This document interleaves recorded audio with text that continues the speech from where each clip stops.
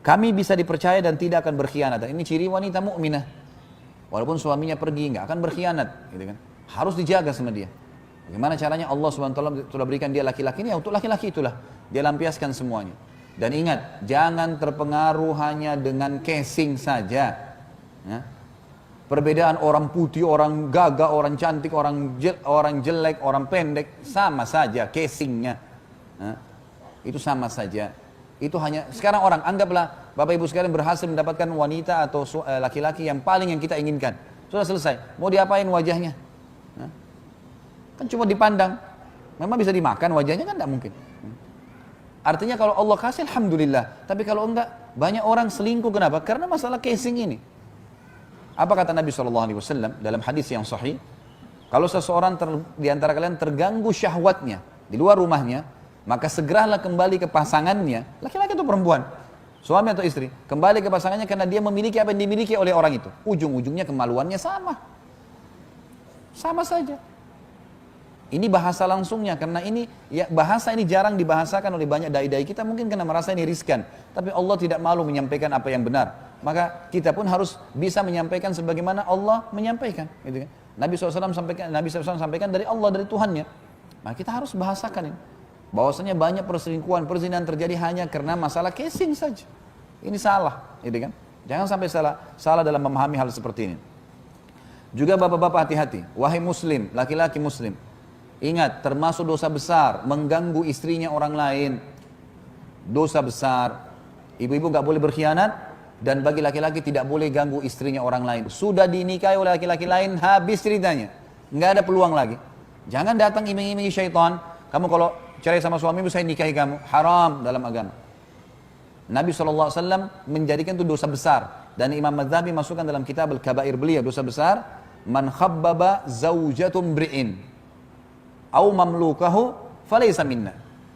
Siapa yang mengganggu istrinya orang lain, atau dia mengganggu hamba sahaya, atau mungkin sekarang pembantu supirnya, ya, dia mengganggunya.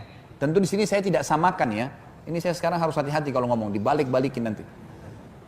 Kalau yang dimaksud dengan hamba sahaya adalah hamba sahaya, beda hukumnya. Cuman sebagian ulama mengatakan masuk dalam larangan ini juga pembantu dan supir. Orang jadi pegawai di kantor, di toko, nggak boleh digodain, nggak boleh dibilang misalnya kepada seorang istri temannya, kamu kalau suami kamu tidak baik, maka biar cerai aja nanti saya nikahin kamu. Haram dalam agama. Tidak boleh juga orang datang ke sahayanya orang lain, udah kamu akan saya bebasin supaya kamu pindah sama saya. Atau pegawainya, dia datang kepada pegawai, tentu berbeda hukum hamba sahaya dengan pegawai. Sekali lagi, saya tidak samakan hamba sahaya dengan pembantu, beda jauh antara langit dan bumi. Sahaya beda. Ini saya bicara secara hukum, ulama menarik benang merahnya. Kalau ini juga terjadi, seseorang tidak boleh berkata pada pembantu seseorang. Misalnya ibu-ibu datang ke rumah temannya, lalu dia berkata kepada pembantunya, dia lihat rajin, masuk ke dapur, kamu mau nggak dikasih gaji berapa? 1,5 juta. Mau nggak saya kasih 2 juta pindah ke saya? Haram dalam agama. Nggak boleh ngerusak hubungan seseorang dengan orang yang sudah ada akad dengannya, pegawainya, supirnya, pembantunya. Haram dalam agama. Kata Nabi SAW, bukan dari golongan kami. Makanya Bapak Ibu sekalian, ini bahasa saya jelas. Kata kunci supaya tidak terjadi perselingkuhan dan salah, jangan konsultasi masalah agama kecuali pada ahlinya, para ulama. Bukan teman, apalagi temannya suami. Hah?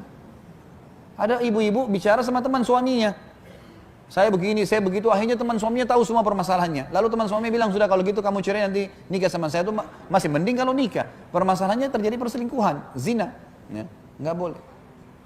Curhat itu menyampaikan permasalahan. Curhat pun Bapak Ibu sekalian mengenai hukum halal haramnya Allah. Bukan semuanya, nggak bisa tidur ngelapor. Apa hubungannya nggak bisa tidur melaporin? Haram dalam agama. Nggak bisa tidur ya cari kegiatan, minum susu kek, cari kegiatan olahraga, capek nanti tidur. Telepon lawan jenis, saya nggak bisa tidur nih.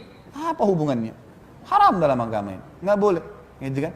Suami lagi safar, telepon orang lain, ngobrol supaya ada temani ajak ngobrol. Kenapa? Suami saya nggak telepon. Lo sabar, sabar. Suami nggak teleponnya sudah, gitu kan? Sabar, ibadah, baca Quran, bukan malah telepon laki-laki lain.